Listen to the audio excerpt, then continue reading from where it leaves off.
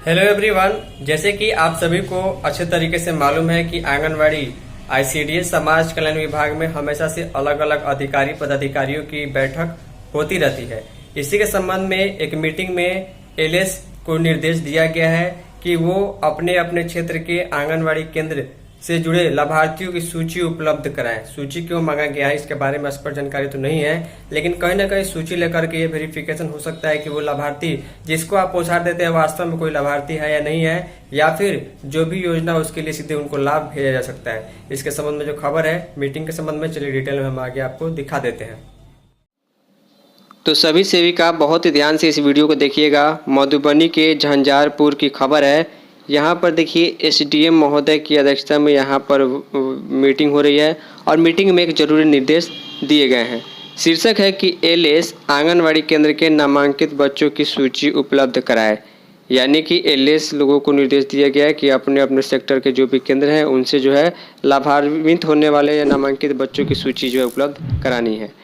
लिखा गया अनुमंडल पदाधिकारी ने एसडीएम प्रकोष्ठ में आंगनवाड़ी केंद्र संचालन की समीक्षा बैठक की गई। अनुमंडल के सीडीपीओ में एलएस के साथ हुई बैठक में एसडीएम ने कहा कि विभागीय नियमानुसार गुणवत्तापूर्वक आंगनवाड़ी केंद्र का संचालन किया जाना है।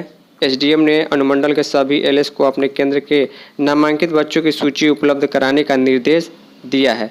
साथ ही भवन के प्रकार की सूची भी अनुमंडल कार्यालय को उपलब्ध करने को कहा है। उन्होंने कहा कि आंगनवाड़ी केंद्र की जानकारी मिलेगी कि कितने सरकारी भवन में चलते हैं, कितने किराए में चलते हैं।